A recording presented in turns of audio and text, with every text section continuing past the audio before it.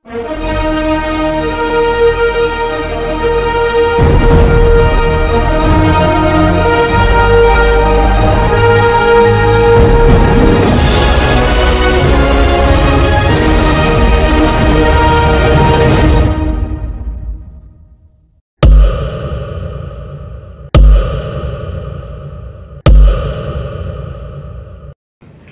dari yayasan mengucapkan sangat mengapresiasi terhadap saudara-saudara yang dari tokoh-tokoh Sunda yang rela untuk hadir nanti untuk saling sharing mengenai permasalahan yang sekarang lagi mendera di kebun binatang.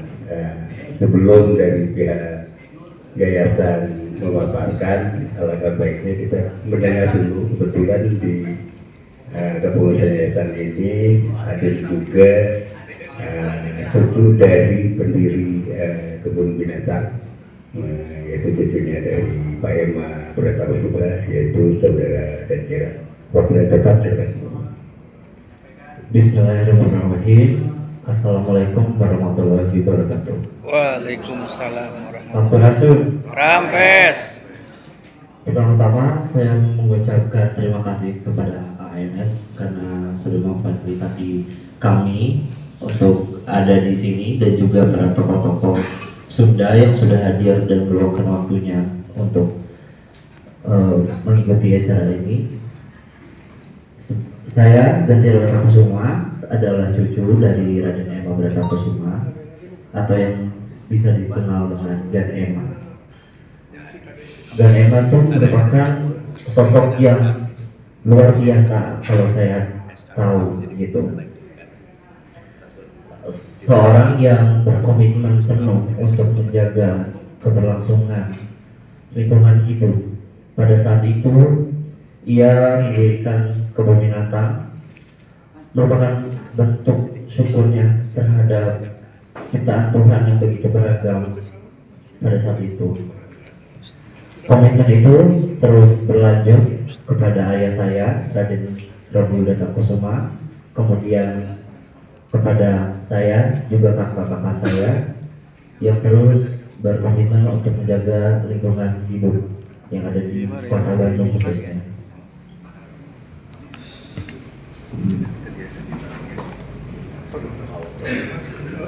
Dan memang itu merupakan sosok yang penting juga dalam perjuangan Sunda karena begitu banyak jasanya yang sudah beliau berikan kepada kota ini. Namun di akhir perjuangannya sekarang, peninggalannya, kebun binatang, banyak oknum yang ingin mengusiknya. Selanjutnya untuk kronologis mungkin sama Pak Rio lagi. Terima kasih saudara Danjira. Mungkin saya akan menerangkan dari sisi kronologis permasalahan yang akhirnya sekarang masuk ke ruang persidangan sudah berjalan. Kalau dari pihak kami melihat permasalahan awal akhirnya menjadi mencakup masuk ke dalam ruang hukum itu adalah mulai dari terbitnya SK pemanfaatan lahan yang dikeluarkan oleh Wali Kota Bandung waktu itu oleh Pak Dada di tahun 2003. Nah, jadi kami selama ini sampai saat ini kita belum pernah ada memiliki perjanjian sewa tanah dengan pihak pemerintah kota.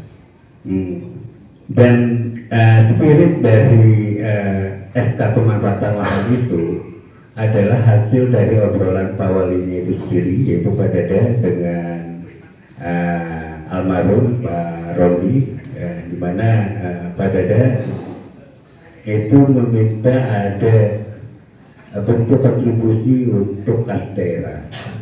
Nah, kalau Pak Rondi mengatakan ya oke, untuk kas daerah ini harus ada, namun bagi kami alasan yang menjadi sebuah ketetapan, jangan jadi sebuah masalah nanti ke depannya. Nah, SK itu terbit untuk bisa dilaksanakan per 5 tahun.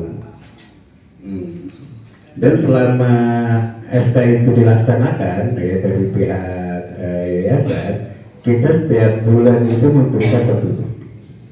Jadi bukan sewa ya, kita menyebutnya kontribusi ya. Tapi kontribusinya yang sifatnya flat waktu itu. Itu dilaksanakan dari mulai tahun 2003 sampai berakhir di 2008. Nah, di atas 2008 karena tidak ada lagi revisi untuk SK pemanfaatan lahan, dari pihak pemerintah kota tidak pernah melakukan tagihan atau apapun permintaan untuk melakukan kontribusi terhadap pihak yayasan.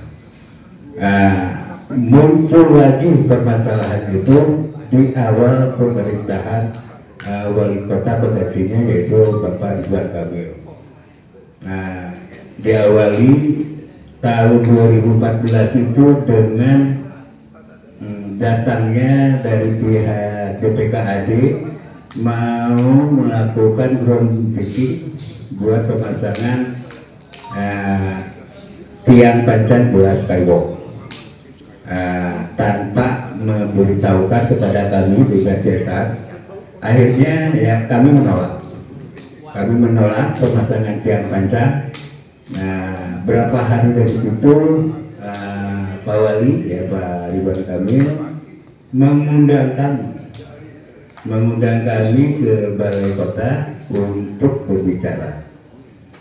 Namun dalam pembicaraan itu tidak pernah kita berbicara mengenai sewa tanah, dan pembicaraannya juga baru sebagian mengenai presentasi skywalk itu yang kita merasa keberatan. Akhirnya tidak ada titik temu.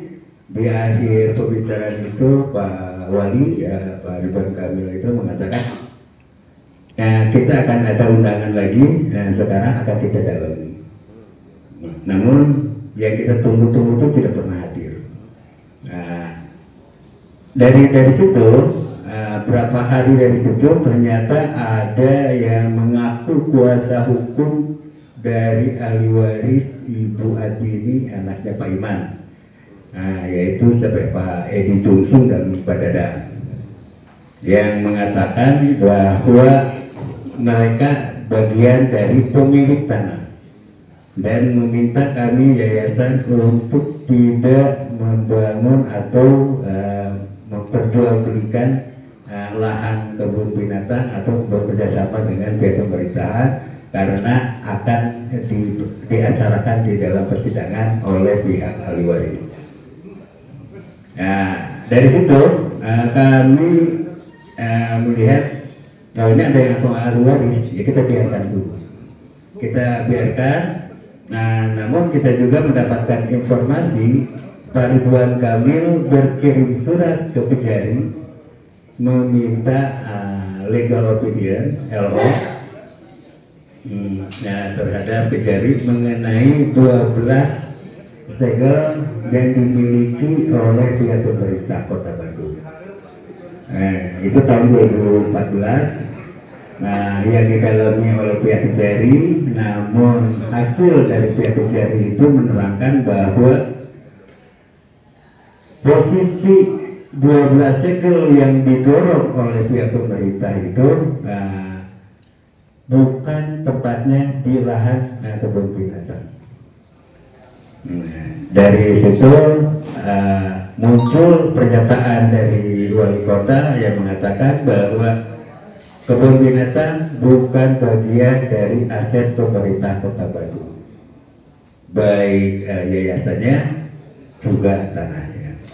Nah, jadi tidak ada polemik, tidak ada ini, yang ada juga ya permasalahan di dalam ya masalah lingkungan, di sini masalah konservasi ya karena memang kita bukan dari konservasi. Mulai kembali masalah ini muncul, masalah tanah ini muncul, itu dimulai lagi muncul ketika awal pemerintahannya Pak Ode. Nah, Pak Oden M. Daniel, di mana mereka masuk untuk melakukan pemasangan pelang. Yang awalnya kita tolak pemasangan pelang, tidak jadi ya, di 2023 itu ini 2021 ya, 2021 itu kita tolak. Di 2021 akhir mereka datang dengan usul Forkopimda dan juga mengantongi surat pernyataan yang dikeluarkan oleh pihak Yayasan Marga Satwa Taman Sari Kota Bandung yang ditandatangani oleh John Sumampo. Nah, yang di dalamnya itu substansinya bahwa yayasan tidak pernah merasa memiliki lahan, dan itulah yang membuat akhirnya pihak dari pihak keluarga dan juga kami yang memang sering membantu ya, mensupport keluarga Pak Romli dalam permasalahan kebun binatang itu bergerak dan akhirnya meminta untuk terjadi pergantian kepengurusan karena dianggap baik Tony Sumapro, baik John dan yang lain-lainnya itu sudah menyalahi aturan dalam ADART, mengambil sebuah keputusan strategis kebijakan tanpa melalui mekanisme rapat di dalam tubuh yayasan.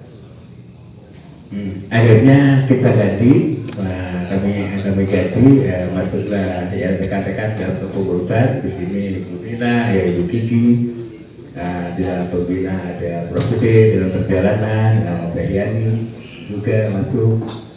Dalam perjalanan ini muncul lagi tagihan. Jadi ketika masa Tony Sumampo ada ya di dalam sebagai pengurus yayasan, sebagai pembina dan anaknya sebagai ketua yayasan itu ada mayem, nggak ada permasalahan, nggak ada tagihan. Nah, muncul lagi tagihan itu ketika memang mereka sudah keluar. Muncul lagi tagihan ke pihak kami yang katanya kami tidak pernah membayar dari mulai tahun 2017 hitungannya dengan angka yang sangat fantastis. 2008 yang kita tidak bayar sampai ini angkanya sangat fantastis dan aneh. Munculnya dari mulai 12 miliar mengatakan menjadi 25, muncul lagi jadi 59. Kita juga bingung dasar dari angka tagihannya ini muncul dari mana. Karena yang kita pahami yayasan ataupun kebun binatang ya Kota Bandung menurut surat keputusan dari Kanwil Pajak tahun 92 itu yang kita punya dokumennya bahwa kebun binatang itu ditetapkan sebagai wilayah yang bebas PBB. Ya itu ya, jadi tidak terkena pajak.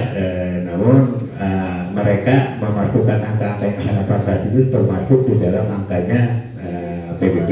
Kita mengemplang PBB yang sangat luar biasa. Dalam perjalanannya kami ini ya banyak persinggungan terus-terusan dengan pihak Taman Safari.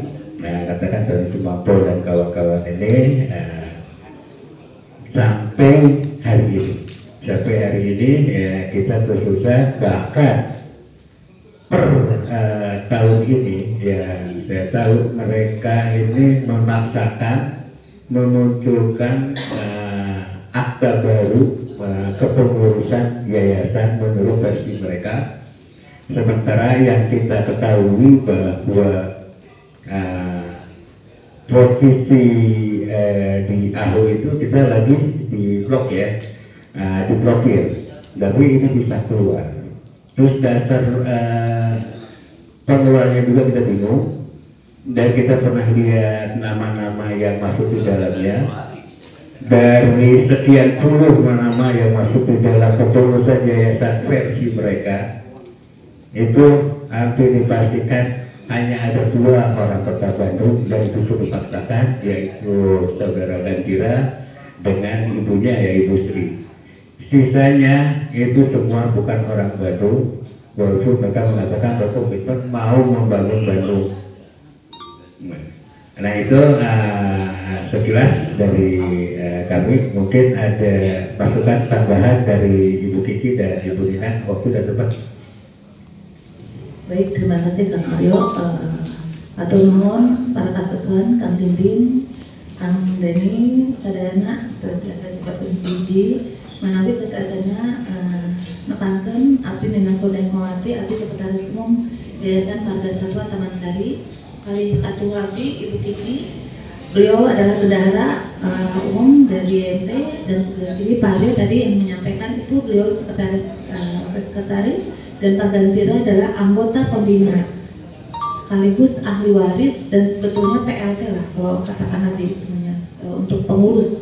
Juga di Ibu Yani, Bunda Yani Solim GP, beliau adalah anggota pembina, di mana anggota pembina dari tahun 2022 itu kita ada Prof Gede, kemudian ada Bu Yani, ada Bu Sri, dan itu dan sampai dengan sekarang. Namun perjalanannya sebetulnya kericuhan itu dimulai pada tanggal 20 Maret 2025 ketika waktu itu ada sebuah surat kesepakatan perdamaian antara Bapak Tony Sumampo dengan Ibu Sri dan Pak Bisma waktu itu, juga Pak Gantira. Namun di perjalanannya kita sebagai anggota yayasan tidak merasa puas. Akhirnya kita bertemu waktu itu tanggal 20 Maret jam 2 dengan ahli hukumnya, yaitu notaris dan pengacaranya. Dan waktu itu kita menandatangan, dan pada waktu menyampaikan tanda tangan itu kita sampaikan ada permintaan-permintaan. Pada waktu yang hadir itu termasuk pengawas itu ada Pak Erlop dan Pak Haji. Kita menyatakan dengan Pak Erlop keinginan kita adalah A, B, C, D. Waktu itu kita tidak diberikan surat yang kita tanda tangan itu oleh notaris tersebut. Dan kemudian jam 4-nya Tony Sumampo berkeinginan untuk silaturahim. Kita pikir hanya 1-2 orang. Ketika waktu itu Ibu Sri meminta untuk menerima. Waktu itu ada GM-nya Pak Peter, ada saya, gitu ya.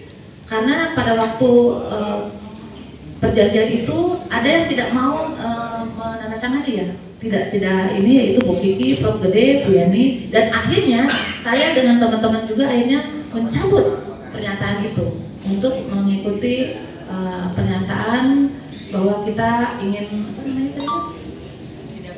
tidak bersepakat dengan perdamaian tersebut, karena ternyata ya hal-hal yang diinginkan Bu Sri dan Pak Bisma keluar itu tidak keluar. Nah tadi jam 4 itu akhirnya datang Tony Sumampo dengan banyak anggota, puluhan lah waktu itu, dan dari mulai situlah terjadi pengambil alihan kira-kira oleh Tony Sumampo dan semuanya. Sampai akhirnya beberapa kali, dan tanggal 6 Agustus kira-kira tanggal 6, mungkin Bu Kiki akan lebih hafal tanggal-tanggalnya, kita terjadi gontok-gontokan dan akhirnya kita alih kuasa lagi oleh Yayasan Marga Satwa Taman Sari. Dan lucunya seperti tadi disampaikan, kita ada beberapa masalah di pengadilan itu. Di antaranya yang pertama adalah masalah Ibu Sri yang memang dianggap melakukan korupsi. Itu yang pertama.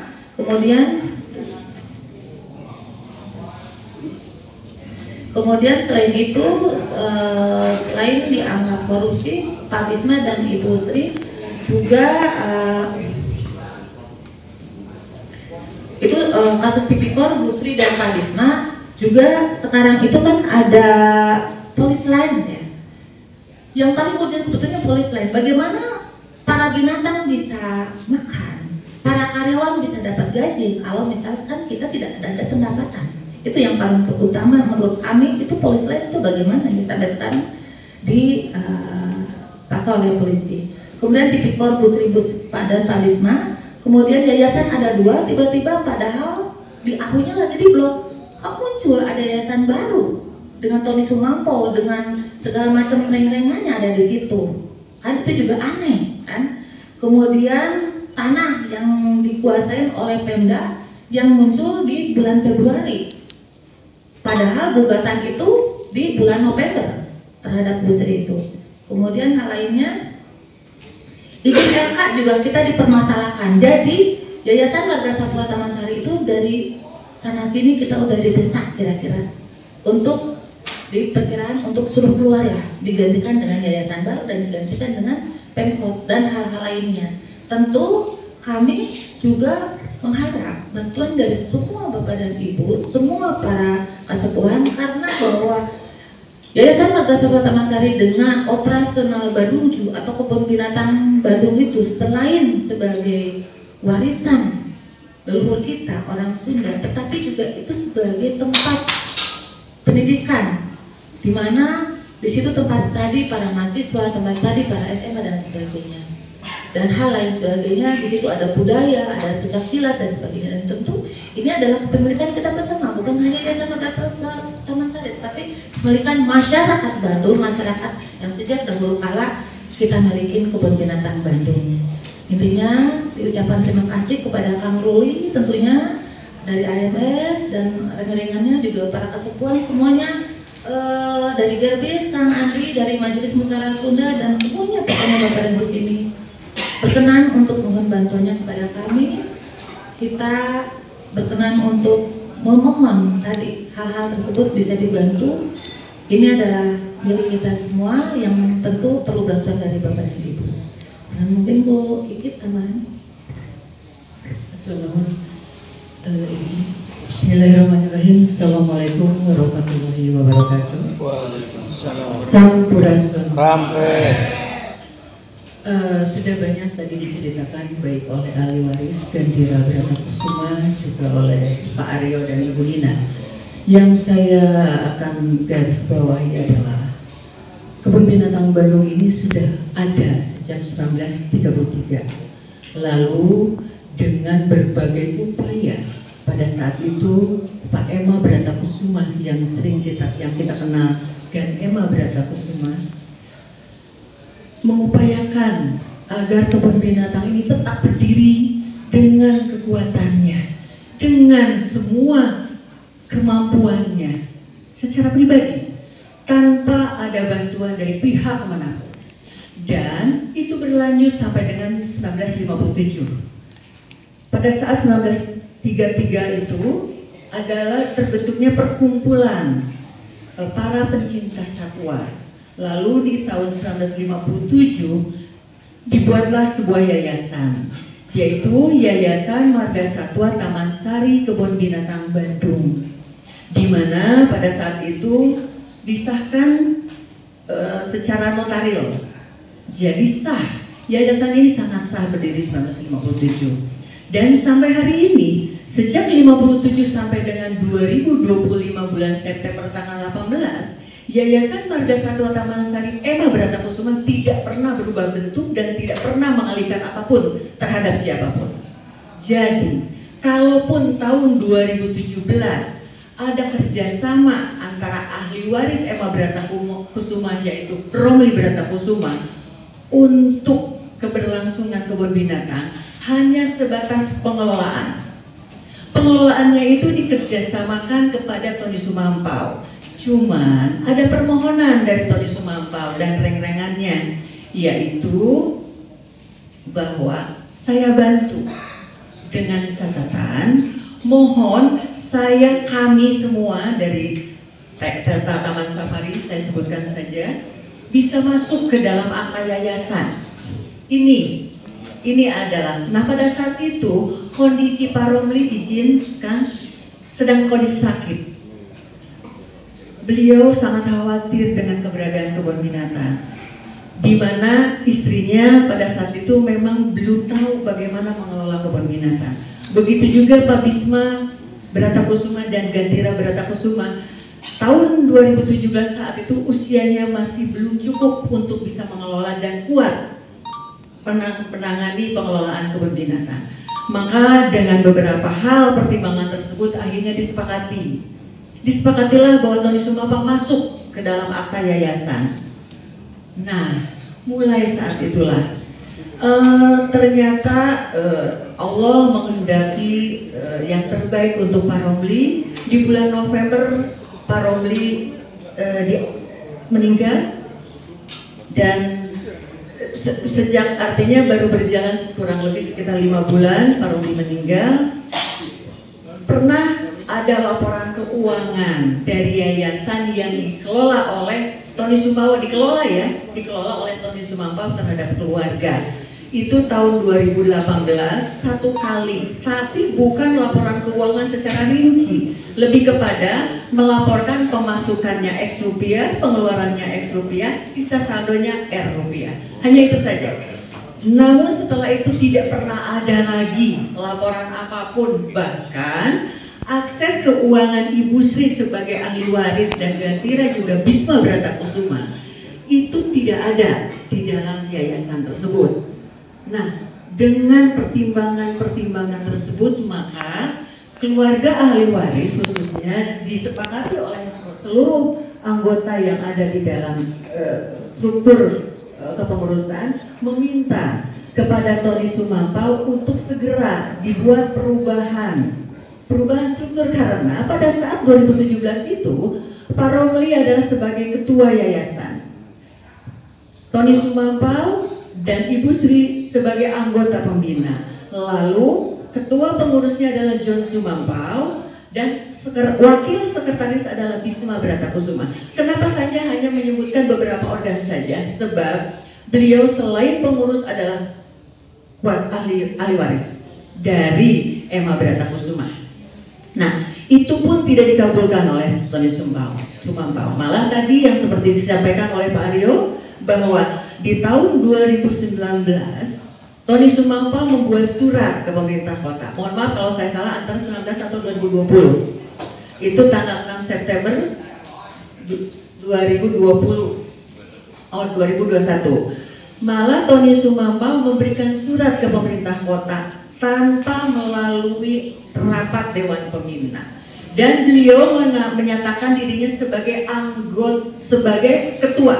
Tony Sumapau sebagai ketua pembina dan John Sumapau memang posisinya sebagai ketua pengurus. Hal inilah yang dijadikan dasar oleh pemerintah kota untuk melakukan beberapa tagihan tentunya, selain ada hal-hal lain.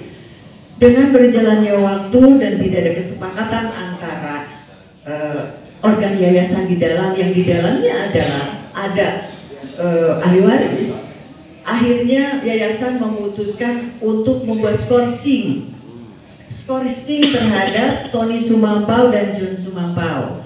Kenapa? Sebab ada beberapa tindakan strategis yang dilakukan tanpa persetujuan rapat Dewan Pembina. Hasil skorsing inilah yang akhirnya dibawa dalam rapat Dewan Pembina untuk membuat akta baru. Itu tahun 2022 bulan Januari. Akta baru ini pula lah yang disangkal oleh John Sumapau. Dia tidak bisa menerima atas putusan skorsing dan perubahan akta.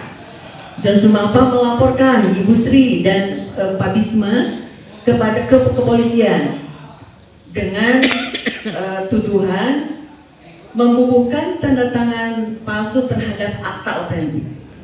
Itu salah satunya. Ada hal lain yang mungkin saya tidak nanti ada yang menyampaikan.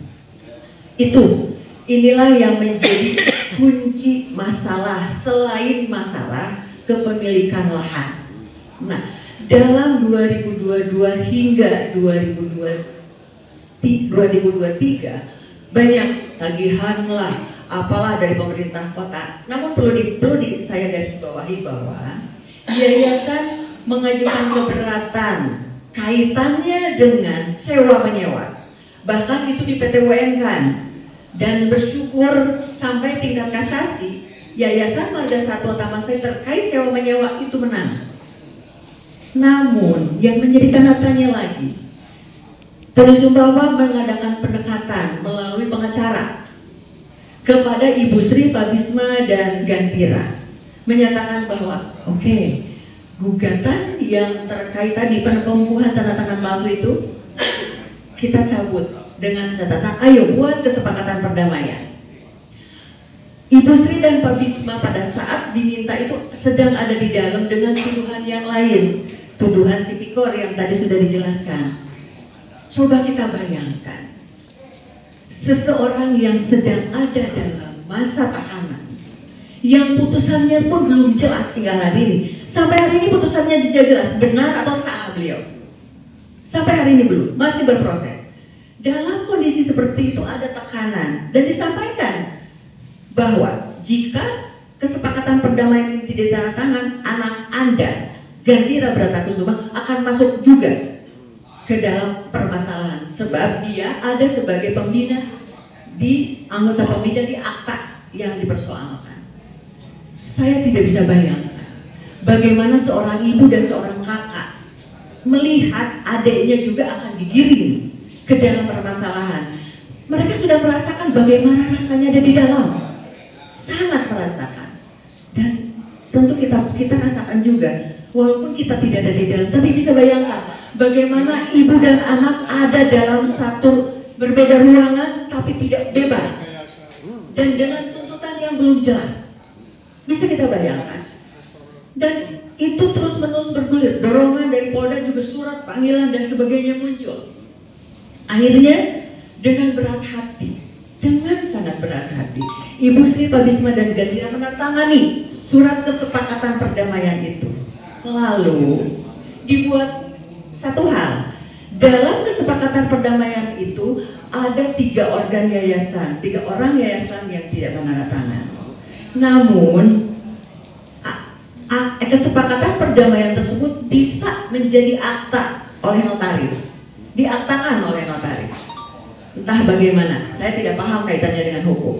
Diaktakan oleh notaris dan setelah akta itu jadi, mereka datang kepada kami menyampaikan bahwa tanggal 20 kami yang berkuasa di sini.